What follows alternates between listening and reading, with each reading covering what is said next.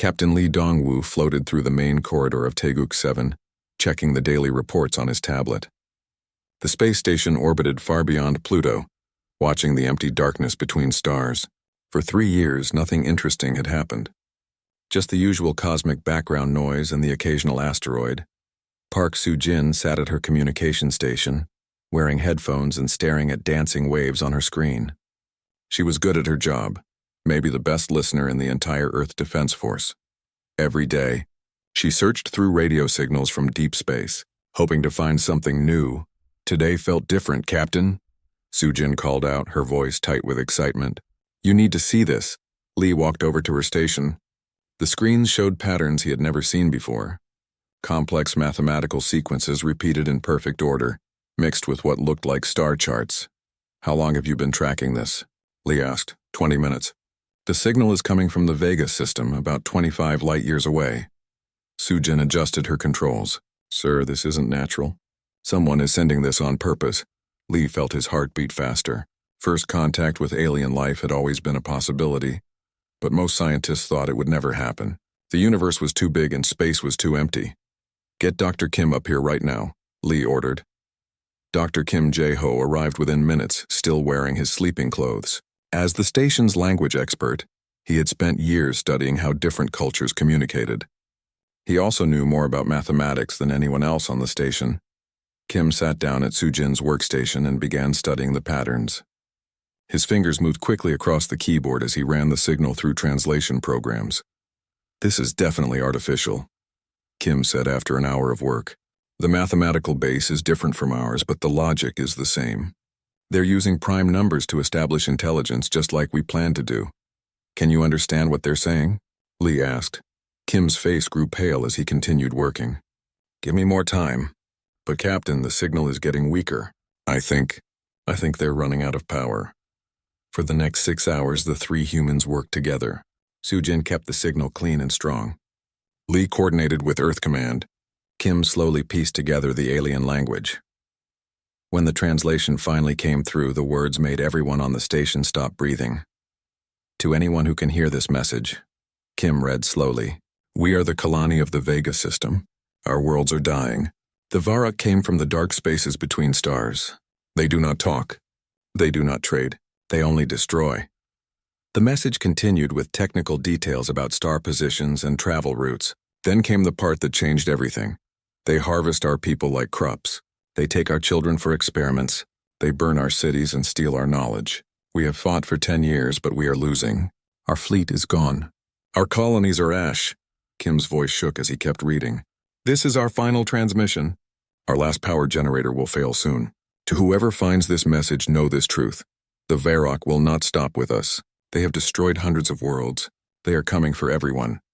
The signal pattern suggests they have star charts," Soo-jin added quietly. "They know where Earth is." Lee immediately opened a secure channel to Admiral Choi Min-ho on Earth. The time delay meant their conversation moved slowly, but the urgency was clear. "Admiral, we have a situation," Lee reported.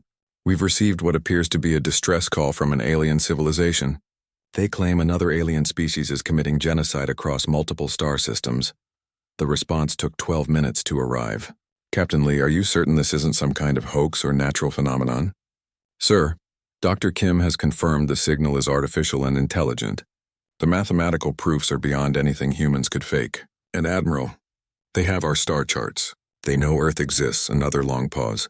"Then send us everything. All data, all translations, all analysis. Do not transmit anything back to the source. We need to understand what we're dealing with." Over the next day, teams of scientists on Earth studied the Kalani message.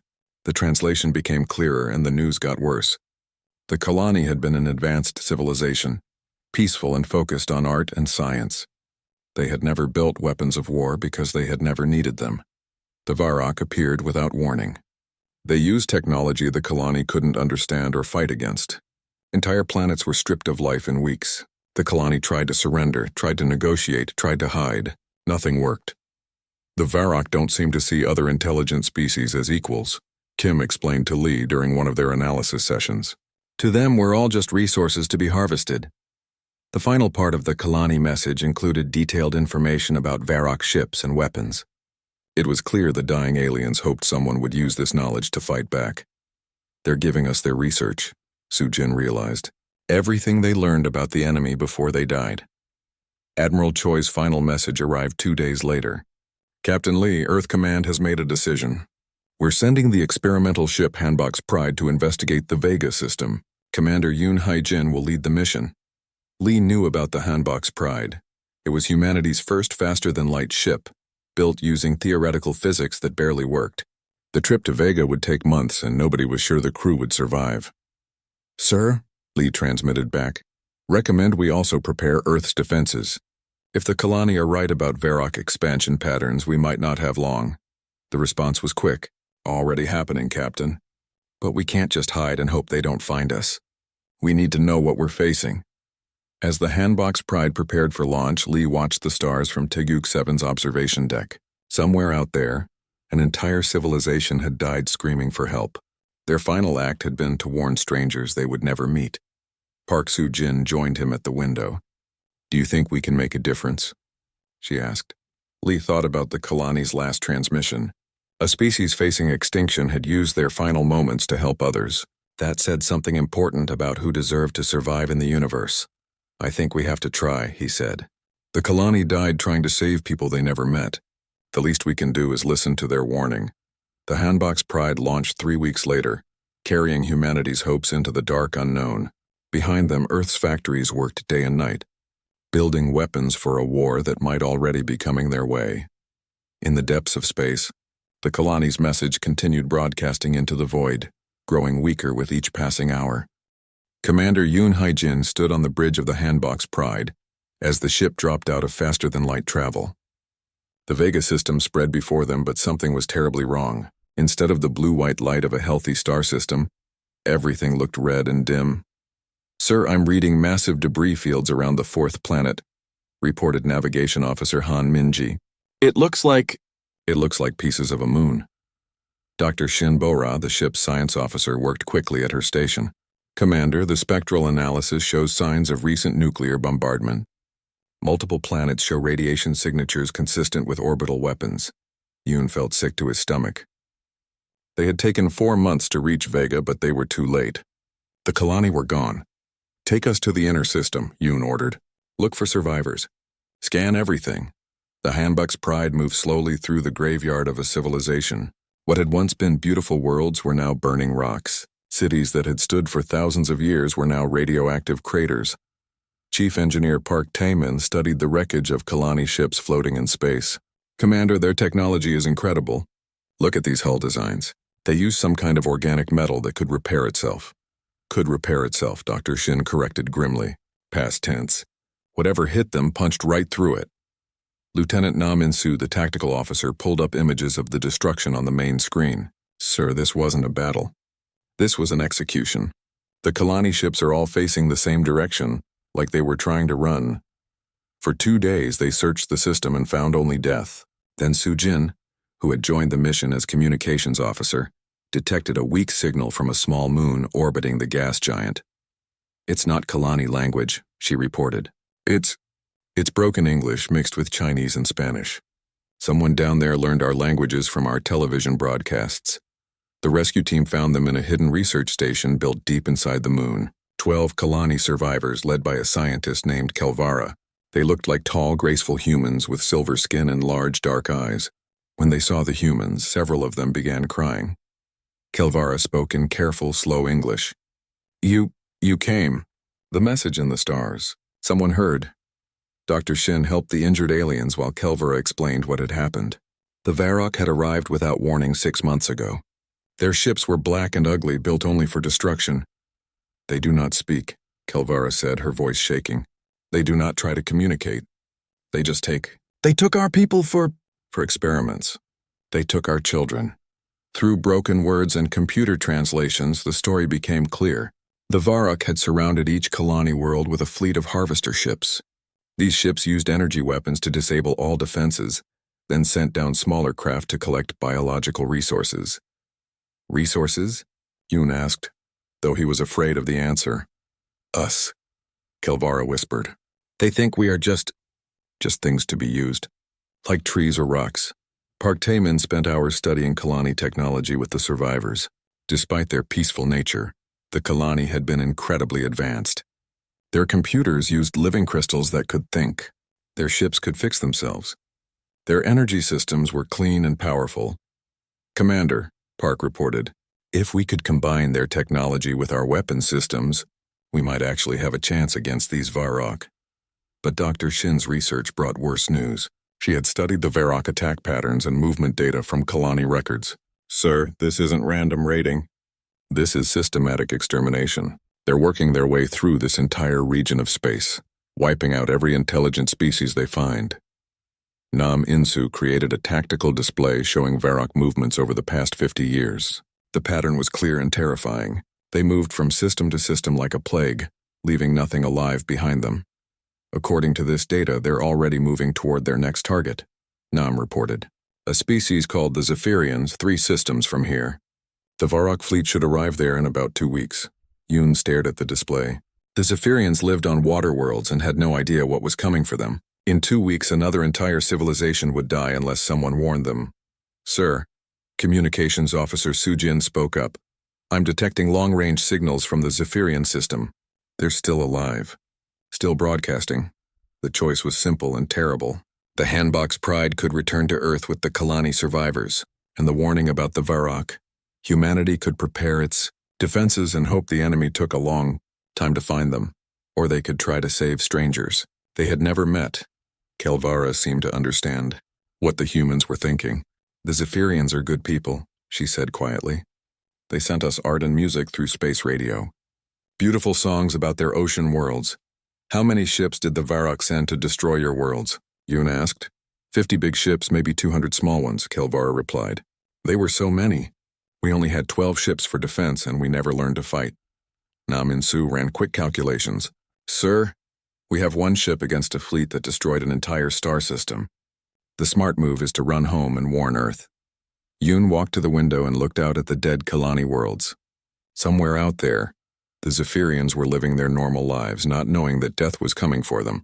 They were probably writing songs and exploring their oceans. Just like the Kalani had been making art and studying science. "Commander," Dr. Shin said softly, "we can't save everyone." "Maybe not," Yoon replied. "But we can try to save someone." He turned to face his crew. These were good people who had volunteered for humanity's first journey to the stars. They had families back on Earth. They deserved to go home safely. "I'm not ordering anyone to come with me," Yoon announced. "This is probably a suicide mission. Anyone who wants to return to Earth can take the shuttles and wait for rescue." Nobody moved. Park Tae-min spoke first. "Sir, with respect, we didn't come this far to run away from a fight. The Kalani tried to warn us," Sujin added. "The least we can do is try to warn the Zephyrians." Nam In-soo checked his weapon systems. "Besides, we've got Kalani technology now. Maybe we can give these Varrock a surprise they're not expecting." Dr. Shin began preparing the medical bay for combat casualties. "If we're doing this, we need to move fast. 2 weeks isn't much time to figure out how to fight a fleet." Kelvara and the other Kalani survivors insisted on helping. "Our people died because we did not know how to fight," she said. "Maybe we can help you fight better." The Handbox Pride left the dead Vega system behind and jumped to faster-than-light speed toward the Zephyrian worlds. Behind them, the Kalani's home burned in the darkness. Ahead of them waited either salvation or death. None of them knew that their decision would change the fate of the entire galaxy. 6 months after the Battle of Zephyrian space, Earth looked like a different planet. Massive shipyards floated in orbit around every continent, building vessels that mixed human engineering with alien technology. The sky glowed with the light of 1,000 welding torches as humanity prepared for war. Admiral Choi Min-ho stood in the command center of New Geneva Station, Earth's first deep space military base. Reports from across the galaxy filled his screens. Messages from species that had been hiding in the darkness for decades. "Sir, we have 17 different alien groups requesting contact," reported Communications Director Kim Jae-ho, who had been promoted to handle Earth's first diplomatic missions. "The Kalani survivors have been spreading word about our actions at Zephyria." Dr. Kim worked with teams of linguists and scientists to establish communication with each new species. Every first contact brought new languages, new cultures, and new stories of Varrock brutality. The Nethera were crystalline beings who lived in asteroid fields and communicated through harmonic frequencies. Their message came as pure mathematics and music combined. "We have watched the Varrock destroy 47 worlds in our sector," their translation read. "We thought all hope was lost until we heard of the humans who fight for others. We offer our knowledge of crystal, computing, and harmonic weapons." The Vortani sent representatives from their gas giant colonies, beings made of living cloud who could manipulate atmospheric pressure and electromagnetic fields. They spoke through controlled lightning and offered to teach humans how to hide entire fleets inside planetary atmospheres. Captain Song Yeon-ji ran the new Integration Training Center on Luna, where human soldiers learned to work alongside alien allies. The cultural differences were enormous, but the shared experience of fighting the Varrock brought them together. "The Zephyrians fight in 3 dimensions underwater," Song explained to a group of human pilots. "The Nethera can calculate missile trajectories using harmonic resonance. The Vortani can make our ships invisible to most sensors. We need to learn how to use these advantages." Each species brought unique capabilities that amazed human scientists. Kalani technology could repair itself during battle. Zephyrian biosystems could adapt to any environment in minutes. Nethera crystals could process information faster than any human computer. Vortani energy manipulation could power weapons that bent the laws of physics. But it was humanity that contributed something none of the others possessed: tactical doctrine based on sacrifice for others. The alien species had all developed defensive strategies over the centuries. They knew how to hide, how to run, how to protect their own people. But none of them had experience with offensive operations designed to save strangers. "This is not logical," complained Nexus Prime, a Nethera commander studying human battle plans. "Why do you risk your strongest ships to protect refugee vessels? Why do you attack superior forces to defend worlds you have never seen?" Commander Yoon Haijin, now recovered from his injuries and commanding the new integrated fleet, tried to explain. "Because if we don't protect them, who will? If we only save ourselves, what makes us different from the Varrock?" The first major test of the new alliance came when Varrock scouts were detected moving toward the Trilaki system. The Trilaki were an ancient species of philosophers and artists who had never developed military technology. Their worlds were filled with libraries and museums that contained the wisdom of 1,000,000 years. General Park Hyo-jin commanded the relief force, a mixed fleet of human warships, Kalani repair vessels, Zephyrian biofighters, Nethera crystal ships, and Vortani stealth cruisers. It was the first time so many different species had worked together in combat. The battle was a disaster at first. The alien crews didn't understand human tactics. The humans couldn't coordinate with alien communication systems. Ships crashed into each other trying to execute maneuvers that only worked for single-species fleets. But Captain Song Yeon-ji had trained for this moment. She used simple hand signals that all species could understand. She divided the fleet into small mixed groups that could support each other. Kalani ship Star Whisper, use your repair systems on the damaged Zephyrian cruiser.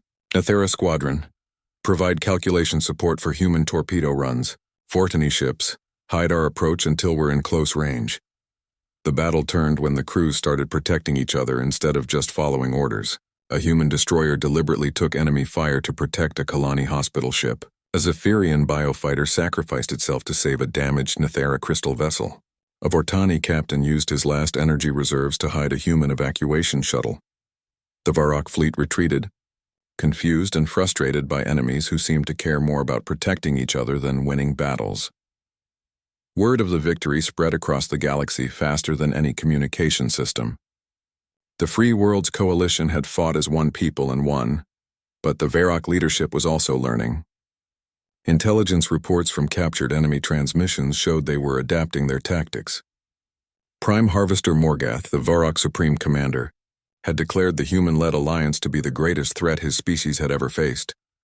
They are teaching other species to fight like themselves. One intercepted Varrock message read, "This infection of irrational behavior must be stopped before it spreads further." Dr. Shin Bo-ra, now heading the Coalition Science Division, studied Varrock psychology from captured data and prisoner interrogations. "They literally cannot understand why we help each other," she reported to Admiral Choi. "To them, any action that doesn't directly benefit your own species is a mental illness." The coalition continued to grow. The artistic helix joined after humans saved their poetry worlds from bombardment. The mechanical forge masters contributed their knowledge of automated manufacturing. The energy beings called the Flux offered to share their mastery of space-time manipulation. Each new member brought stories of Varrock atrocities and promises of revenge. But they also brought something more important, hope that the galaxy could be something better than a hunting ground for predators. Kim Jae-ho established the Coalition Council on New Geneva Station, where representatives from dozens of species worked together to plan their common defense. The meetings were chaotic, with translation errors and cultural misunderstandings happening every few minutes. But slowly, a new kind of civilization began to emerge. Species that had never met before started sharing technology and ideas. The Kalani taught the Zephyrians about art. The Nethera learned music from the Vortani. The humans shared their most valuable gift, the idea that strength should be used to protect the weak. "We are becoming something new," Kilvara observed during one council session, "not just an alliance against the Varrock, but a true galactic community." The Coalition's first major offensive operation targeted a Varrock processing facility in the Kratos system. Intelligence suggested the facility was being used to experiment on captured civilians from destroyed worlds. The rescue mission was led by Commander Lee Mira, daughter of the late Captain Lee Dong-woo, who had first detected the Kalani distress call. Her mixed-species crew included veterans from every Coalition world. They found the facility exactly as Intelligence had described in a massive space station where Varrock scientists conducted horrible experiments on captured aliens. Thousands of prisoners from dozens of species were being held in conditions that made even hardened soldiers sick. The rescue was successful, but the cost was high. The Varrock had booby-trapped the facility with nuclear charges. Commander Lee's ship was caught in the explosion while evacuating the last group of prisoners. Her final transmission became legendary across Coalition space. "Tell Earth we kept the promise. Tell the galaxy that someone will always come." Lee survived, barely, but her sacrifice inspired millions of beings across hundreds of worlds. The Coalition wasn't just a military alliance anymore. It was a promise that no one would be abandoned, no matter how dangerous the rescue. As the first year of the Coalition came to an end, Admiral Choi looked out at the mixed fleets training in Earth orbit. Human ships flew alongside alien vessels in perfect formation. Crews that had never seen each other's species worked together like old friends. The Varrock were still out there, still dangerous. But they were no longer the unstoppable force they had once been. For the first time in centuries, the galaxy had hope, and that hope had a human accent. The Handbox Pride arrived at the Zephyrian system to find a battle already raging. Massive black ships surrounded the water worlds like vultures, while smaller craft dove toward the ocean surfaces like deadly rain. "Dear God," whispered Dr. Shin Bo-ra, as the sensors showed the destruction. "They're bombing the oceans." Commander Yoon Hae-jin watched the tactical display with growing anger. The Varrock ships moved in perfect formation, systematic and emotionless. They weren't just attacking military targets. They were targeting schools of sea creatures, underwater cities, anything that lived. Communications. "Try to reach the Zephyrians," Yoon ordered. Sujin worked her controls frantically. "Sir, I'm getting signals from deep underwater. They're using some kind of bioacoustic communication system."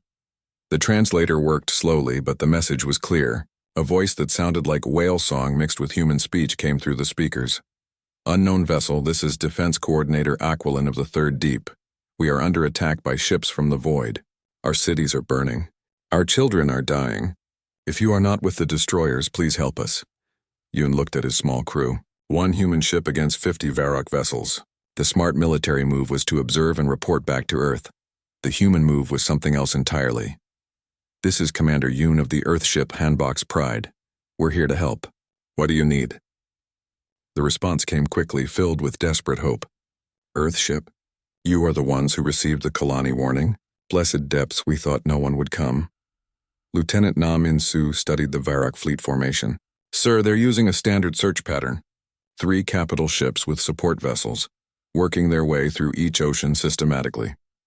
Pilot Zhang Ki-tai, young and eager for his first real combat, checked his fighter systems. "Commander, if we hit their lead ship hard enough, we might be able to break their formation." "With what?" Nam asked grimly. "We have 6 fighters against 200 enemy craft." Chief Engineer Park Tae-min had been working with the Kalani survivors to modify their weapons. "Sir, we've managed to integrate some Kalani shield technology. It won't make us invincible, but it might keep us alive longer than expected."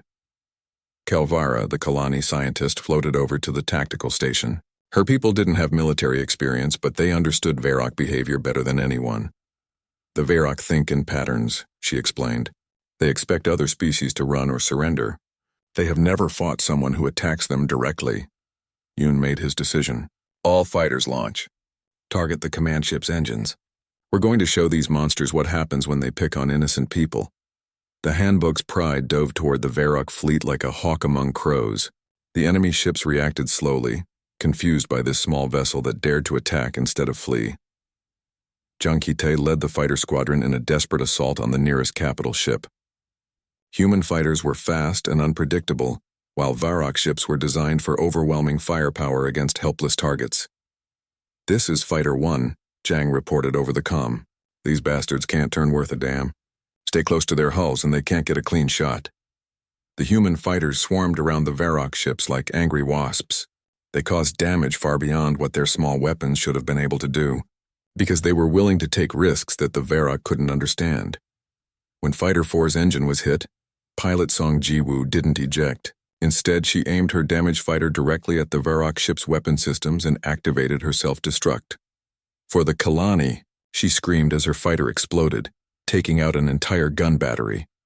The Varrock fleet began to react more aggressively, turning their full attention to this strange new enemy. That gave the Zephyrians the opening they needed. From the deep oceans came creatures that looked like living submarines, Zephyrian war beasts that had been sleeping in the deepest trenches.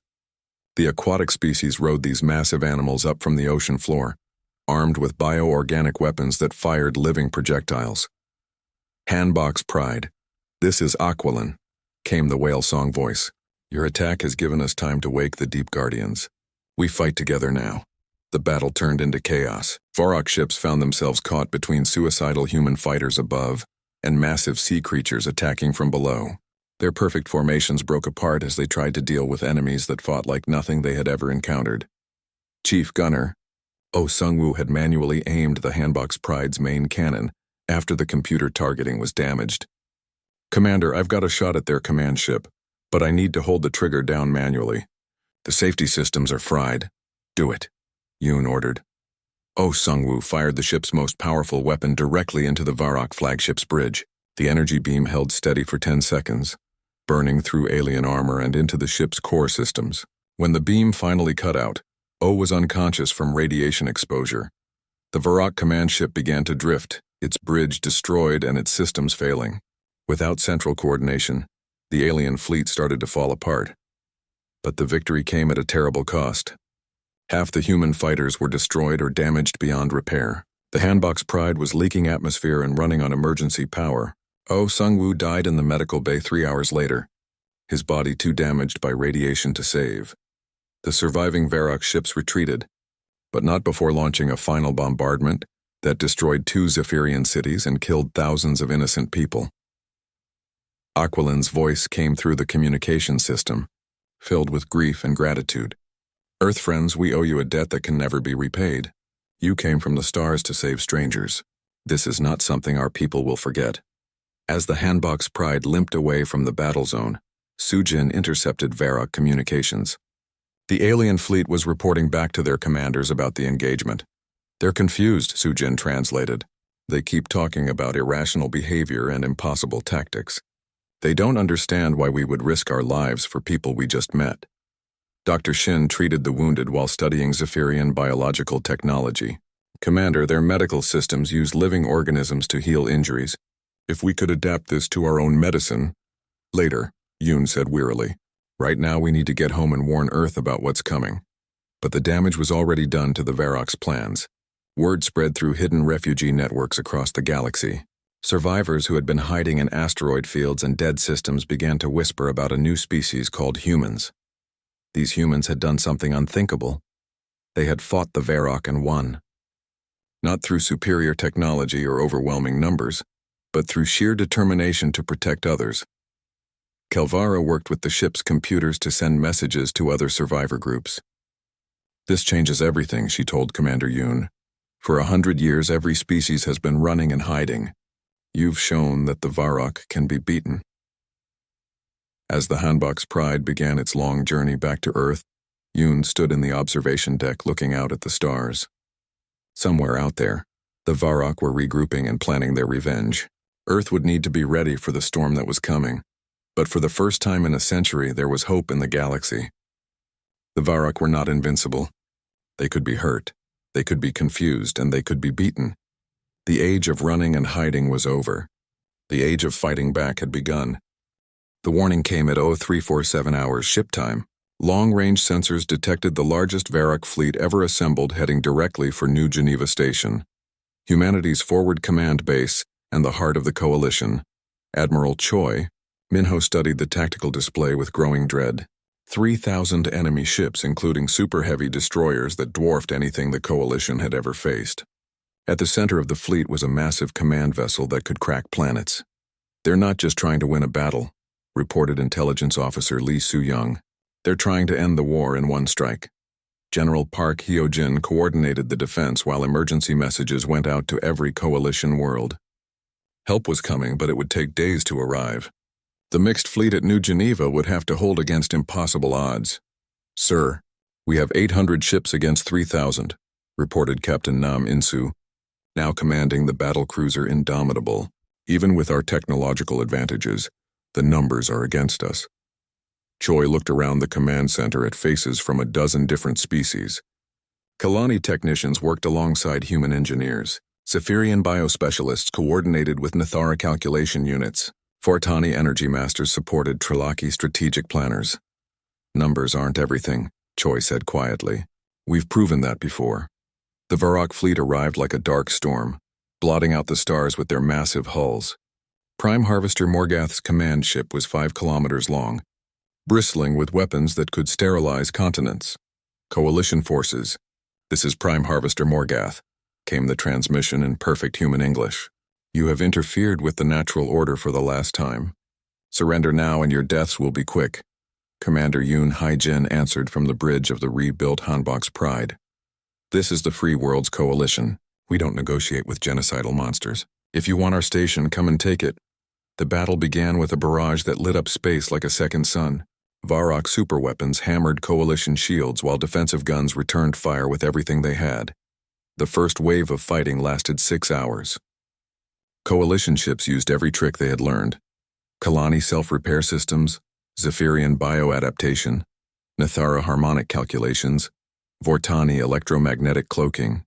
But the Varrock had adapted too, bringing new weapons designed specifically to counter coalition advantages. Hull breach on Deck 7, reported Damage Control Officer Park Tae-min from the station. Kalani repair systems are overwhelmed. We're losing atmosphere fast. Captain Song Yeon-ji led a desperate counterattack with mixed fighter squadrons. Human pilots flew alongside Zephyrian biofighters and Nathara crystal ships, trying to break through to the Varrock command vessel. This is Squadron Leader Song. The enemy has learned to counter our individual advantages, but they still can't predict our combined tactics. All wings, Formation Omega-7. Formation Omega-7 was something new, a battle formation that required perfect coordination between multiple species. Human fighters provided speed and aggression. Zephyrian bioships adapted to enemy fire patterns in real time. Nathara crystals calculated optimal attack vectors, while Vortani vessels provided stealth support. The formation worked, punching through Varrock defenses and reaching the outer edge of their fleet. But the cost was terrible. Captain Song's fighter was hit by enemy fire as she led the final assault on a Varrock destroyer. All units, this is Song. My ship is down, but the target is marked. For the coalition. For every world we couldn't save. Her fighter exploded against the enemy ship's bridge, taking out the destroyer's command systems. The attack opened a gap in Varrock lines, but it cost the coalition one of their best commanders. The battle raged for 3 days. Ships fought until their hulls cracked and their crews collapsed from exhaustion. The station's medical bays overflowed with wounded from every coalition species. Dr. Shinbora worked without sleep, treating injuries that ranged from human radiation burns to Kalani crystal fractures to Zephyrian biosystem failures. We're holding them, she reported during a brief break. But we can't take much more of this. On the third night, reinforcements finally arrived. Fleet Admiral Kim Jae-woo brought ships from Earth, while other coalition fleets jumped in from across the galaxy. The Helix sent their poetry ships whose harmonic weapons could disrupt Varrock electronics. The Forge Masters contributed automated battle platforms that fought without crews. But Morgath had been waiting for this moment. As the reinforcements engaged his outer fleet, he launched his personal assault on the station with his command ship and elite guard.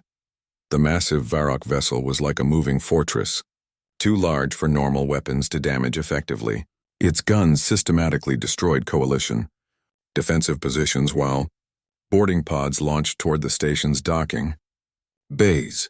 They're trying to take the station intact, realized General Park. Morgath wants to capture our command center and use it as a symbol. The final battle moved inside New Geneva Station itself. Varrock shock troops fought coalition marines in corridors designed for peaceful cooperation between species. The aliens were larger and stronger than humans, but they had never faced opponents who would die before retreating. Commander Yoon led the defense of the main command center. His mixed species team had trained together for months, learning to coordinate their different abilities in close combat. Kehlani squad, use your repair tools as weapons. Zephyrian team, your biosuits can survive in vacuum. Take the outer corridors. Nethera unit, calculate optimal defensive positions. Fortani warriors, use electromagnetic pulse to disable their equipment. The fighting was brutal and desperate. Varrock soldiers expected other species to break and run when faced with superior force. Instead, they found enemies who fought harder when cornered. But the coalition was losing. Too many ships were damaged or destroyed. Too many good people had died defending strangers they barely knew. Prime Harvester Morgath himself led the final assault on the command center. The alien leader was massive, nearly 3 meters tall and armored in technology that made him almost invulnerable. "You have cost my people much," Morgath said, as his forces surrounded the last coalition defenders. "But this ends now. Your irrational behavior dies with you." Commander Yoon looked around at his remaining crew. Humans, Kehlani, Zephyrians, Nethera, Vortani, all preparing to make their last stand together. "Maybe," Yoon replied. "But we taught the galaxy something you'll never understand. We taught them that someone will always fight for those who can't fight for themselves." The final assault began with Morgath's guards advancing on the command center. But Yoon had one last card to play.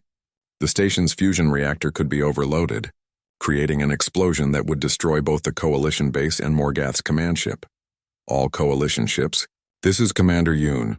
Break off and retreat to minimum safe distance. We're going to light up the sky." "Sir," protested Captain Nam over the communication system, "there has to be another way." "There is no other way," Yoon replied calmly. "Tell Earth that we kept our promise. Tell the galaxy that the coalition will never surrender." The explosion lit up space for light years in every direction. New Geneva Station vanished in a ball of nuclear fire, taking Morgath's command ship and most of his elite fleet with it. The remaining Varrock forces retreated in confusion and panic. For the first time in their history, a prime harvester had been killed in battle. Their doctrine of easy conquest had been shattered by enemies who would destroy themselves rather than submit. The victory came at a terrible cost. New Geneva Station was gone, along with thousands of coalition personnel.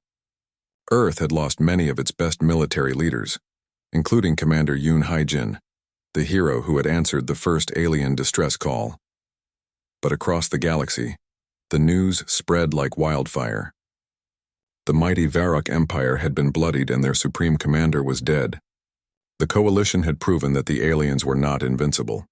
Dr. Shin Bo-ra, now serving as interim commander of coalition forces, received messages from across known space.